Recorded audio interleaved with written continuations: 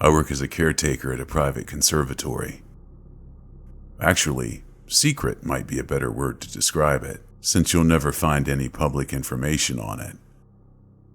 It doesn't even have an official name, though my boss likes to call it the Silken Solarium, or the Widowmaker when he wants to make a pun. Visits are by invitation only, and I haven't the slightest idea if these guests are actually being charged some exorbitant fee to help maintain the place, or if my employer simply enjoys showing off his collection of exotic specimens now and then. The conservatory itself is a Gothic masterpiece of tinted glass, wrought iron, and dark purple bricks, with an equally ornate ivy-colored brick wall around the perimeter. We're a good way off of the closest highway and surrounded by woods, so not many people come here by accident. Some do, of course, but no, I'm getting ahead of myself. As unsettling as the place is to look at from the outside, it's even more disturbing inside.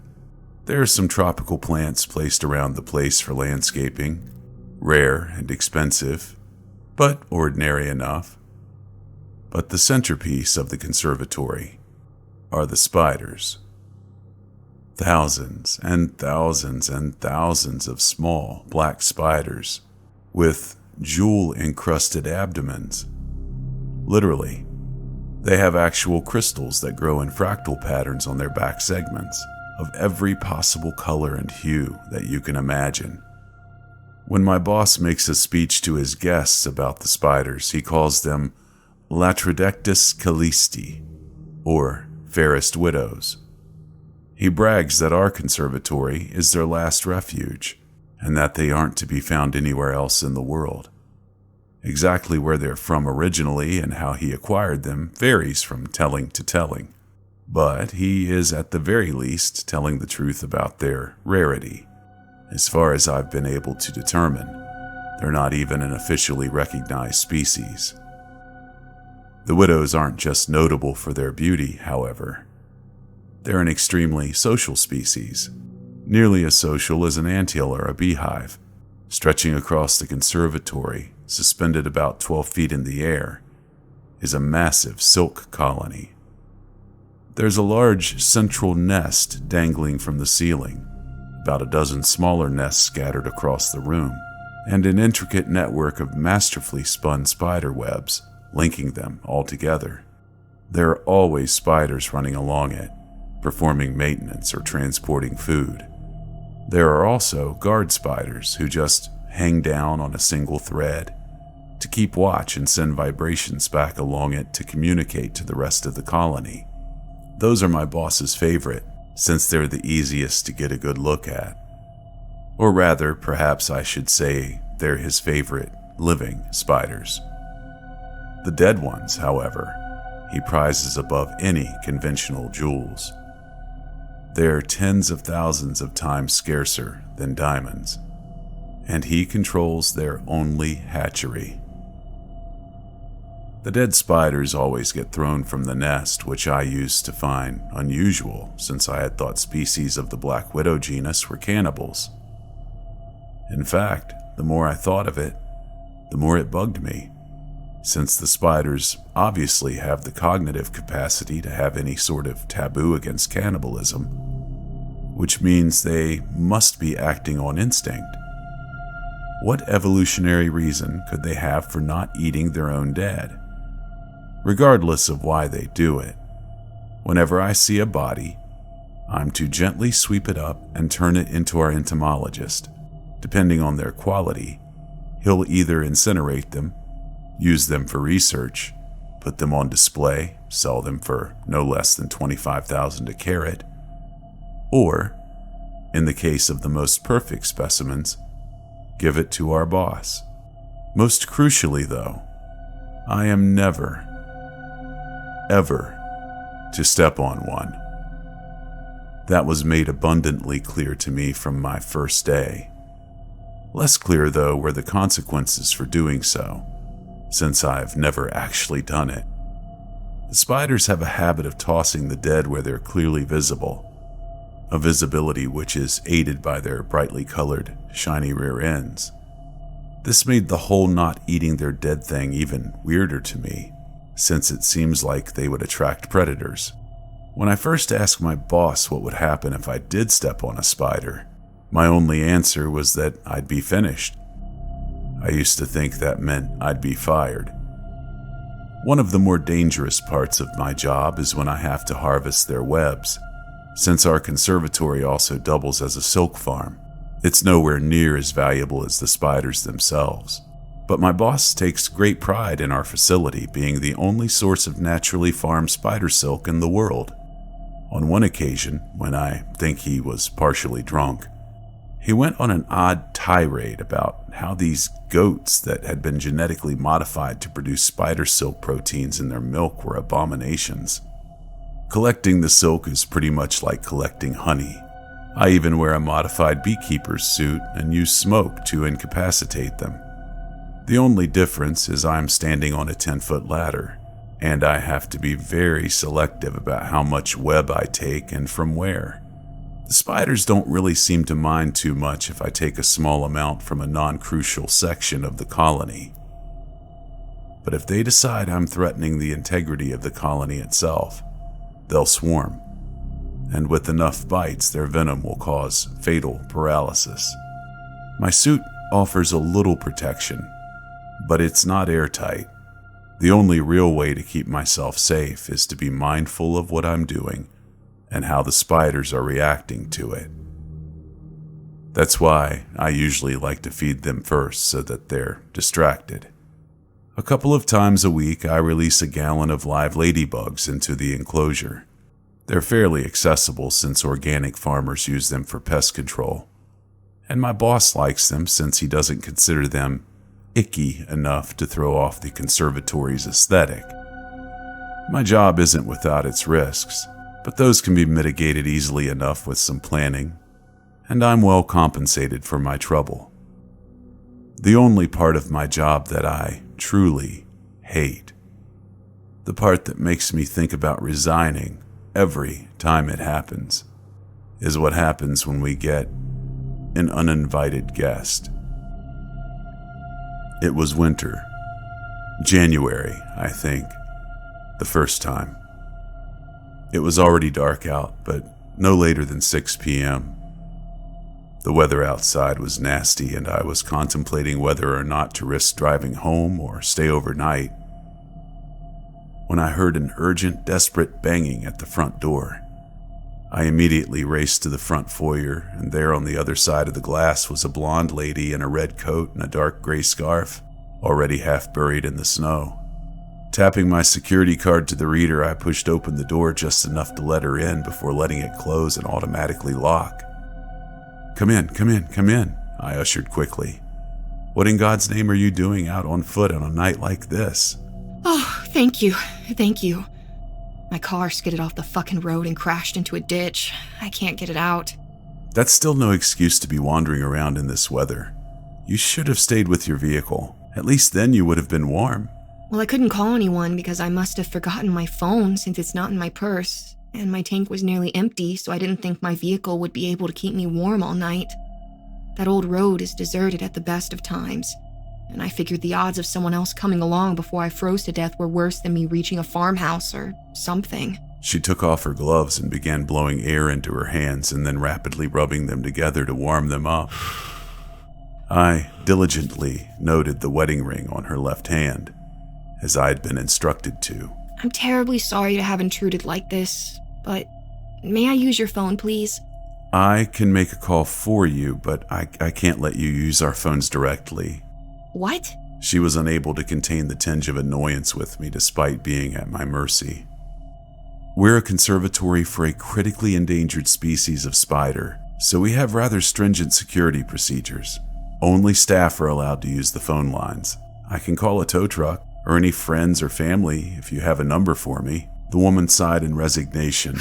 She took out a pen and a scrap of paper from her pocket and jotted down a number. "That's my husband's cell, Alex Gifford.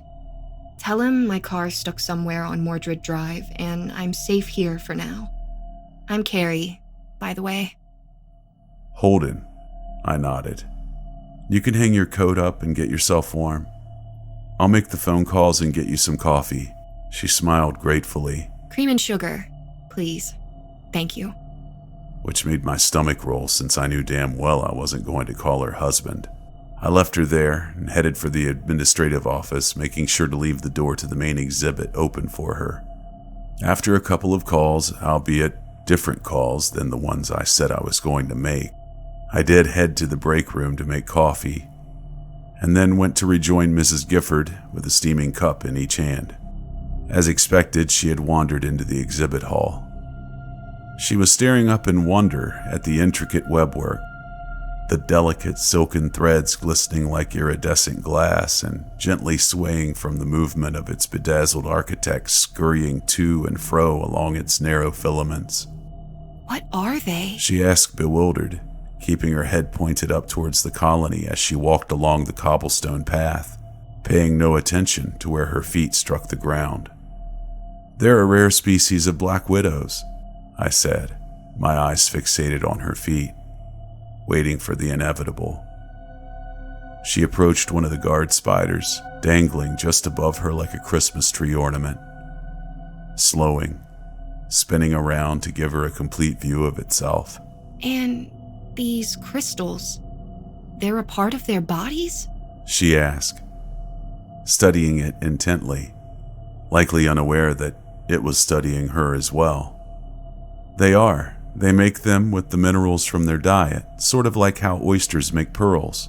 Spider-born organic gemstones are highly sought after, as you can imagine, which is why they're endangered. As far as I know, they're actually extinct in the wild." I've never even heard of such a thing. And I never thought that spiders could be so beautiful. The guard spider let out some more thread to get a little closer to her, and she began reaching out her hand to touch it.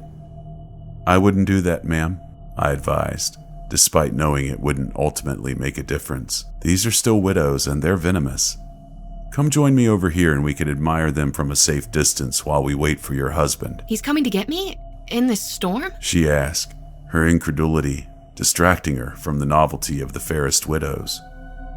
She turned around and began marching toward me. You have to let me use the phone. I can't let him risk his life when I'm perfectly safe now. She didn't even hear it. That horrid, sickening, crunching noise when she stepped on the dead spider. I immediately glanced back at the guard spider that had been watching her and saw it thrumming its thread with its rear legs, the vibrations traveling all the way up it and throughout the colony. What's with the face? Surely you won't get in that much trouble just for letting me use the phone. She argued, oblivious to the danger we were both in now. "I'm so sorry," I said softly, feeling a lump in my throat and tears in my eyes. I dropped the coffees and ran back to the exit. I slammed it shut and sealed her in the exhibit hall. Within seconds, she had caught up and was banging on the glass doors. What the hell are you doing? She demanded. I just pointed behind her, shaking my head helplessly. She turned around and saw that the thousands of spiders were now emerging from their nests en masse and converging on her location. Oh my God! Let me in! Let me in! Let me in! I presume you've seen a ball of spider babies at some point. Picture that, but the size of a basketball court. I wish I could have. Let me in! Let me in! I Let really me do. in! But they had seen her trample a dead widow. And that is a crime which they cannot forgive. I heard her muffled screams through the glass doors as dozens and then hundreds and then thousands of the spiders dropped down upon her. She swatted desperately as they buried themselves into her hair and beneath her clothes, covering every possible segment of her body. Her screams of terror were suddenly interjected with torturous cries of pain as hundreds of pairs of venomous fangs dug into her flesh nearly simultaneously. Those sharp cries turned to anguished wails and convulsing grimaces as the venom coursed through her veins, destroying muscle tissue and burning her up from the inside. She tried to run, but the surprisingly devious spiders had already strung a tripline behind her, felling her to the ground. She tried to force herself back up, but her muscles were already too badly damaged for that. Instead, all she could do was manage to turn her head towards me, letting me see her final expression of shocked horror and betrayal before the spiders completely swarmed over her limp body. I watched as the entire colony worked together to cocoon her in silk, and then with over 1,000 tiny little drag lines, they reeled her up into the main nest. I was too petrified to move for at least a solid minute. But when I was able to move again, the first thing I did was drop to my knees and vomit. The little blighters didn't waste any time on this one, did they? My boss callously asked as he stood atop the ladder and examined the cocoon carcass that was now safely inside the central nest. So, my boss. I've mentioned him a few times, and by now you may be wondering what sort of man keeps a menagerie of man-eating arachnids as his personal terrarium. I don't have all the answers, but this is what I do know. First, his name is Seneca Chamberlain. He's earned a reputation as our local eccentric millionaire, but if you've never lived in Harrowick County, then you likely haven't heard of him. He's exceptionally, though indeterminately, wealthy, as you can imagine. He also has a very Victorian fashion sense. He likes to dress in frock coats and cravats and top hats, velvets and silks, and always in deep reds and golds. A plutocrat with a pretentious and fashionably old-fashioned taste in clothing wouldn't normally be anything to get too worked up about. Except for that, my boss looks far younger than I know him to be. Than anyone knows him to be. That, too, isn't all that unusual. Plenty of rich people look good for their age, but no amount of Botox or stem cells or plastic surgery can explain this. He looks no more than 40, and I know he's looked that way for decades at least. The most unsettling thing is that the name Seneca Chamberlain goes back to the earliest surviving county records from nearly 200 years ago. My boss, of course, claims he's merely a descendant of the original Chamberlain and that it was only poor record-keeping that failed to make that clear. But there are photos and portraits of his father and grandfather, and look, if it wasn't for the fact that I've seen him walking around in broad daylight, I'd swear he was a vampire. No, they didn't. I answered him softly as I sat slumped up against an information placard, my head tilted backwards toward the ceiling as I tried to process everything that had happened. She stepped on a spider almost as soon as I called you. Well, that would do it, all right. He smirked, his eyes darting back and forth as he followed the countless widows going about their business. And you said she was married, correct? She was, I croaked, the stinging of tears starting to fill my eyes once again. To a man? He asked nonchalantly as he started climbing down the ladder. Yeah, what does that matter? It's just that it really tickles my fancy when this place becomes an actual widowmaker. Still, widowers are a subtype of widow, now aren't they? Small victories then, Holden. Small victories.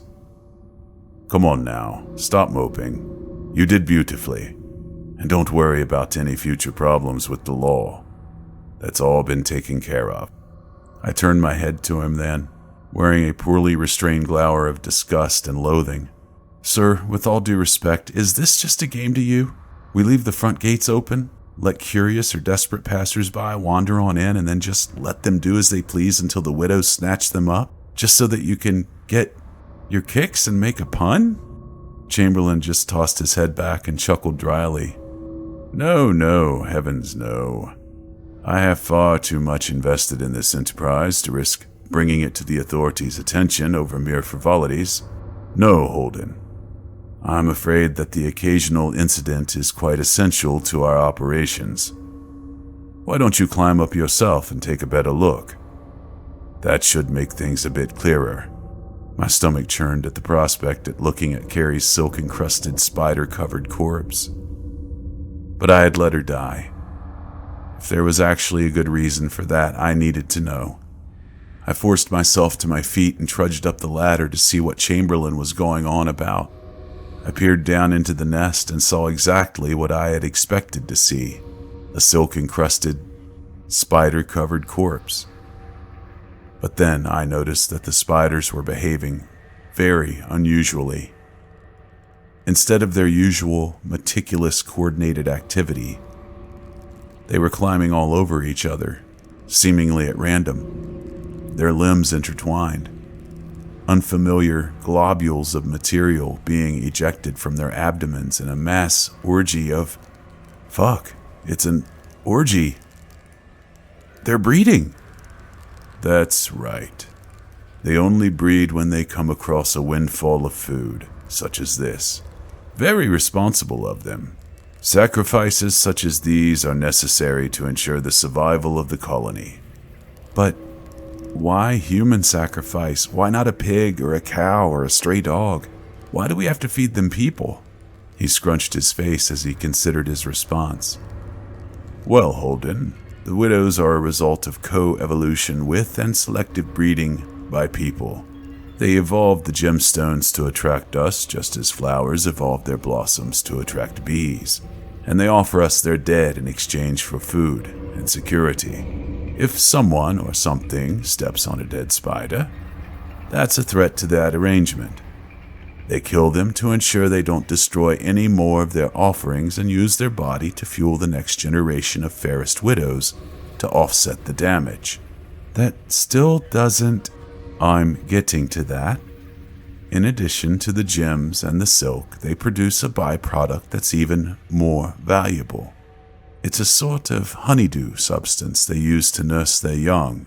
It also happens to have unique biomedical properties that vary depending on the source of their meal. Feeding them cows and pigs and dogs would be all well and good if I were a veterinarian.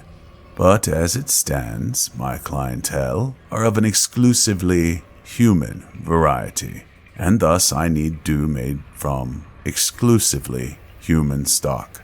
I climbed down from the ladder, my outrage subsiding somewhat as what he said began to sink in. Unique biomedical properties? I asked curiously, examining his ageless face as closely as I dared. Precisely. He smirked knowingly, turning to take his leave. Once they finish the poor woman off, they'll package the dew in silk satchels and hang some of them out as an offering. I can trust you with their collection, yes? I hesitated briefly, trying to work up the courage to storm out on moral grounds and report him to the police, but I was already a willing accessory, and it wasn't like I didn't know this was going to happen when I took this job. And if I did try anything, there was no conceivable way that wouldn't end with me dead and Chamberlain getting off scot-free. Accepting the futility of resistance, I sighed heavily and nodded. Good man. Speak with the entomologist first. He'll walk you through the procedure, Chamberlain said as he headed for the exit. And I realize this goes without saying, but drop or steal even a single satchel of dew, and being devoured by the widows will be the least of your worries. The glass door snapped shut as he left me alone with my thoughts. The corpse of a woman that I'd helped murder, and thousands of spiders turning it into eggs and immortal honeydew. I suppose my earlier suppositions about my boss hadn't been completely off. He is a vampire. Just in a roundabout sort of way.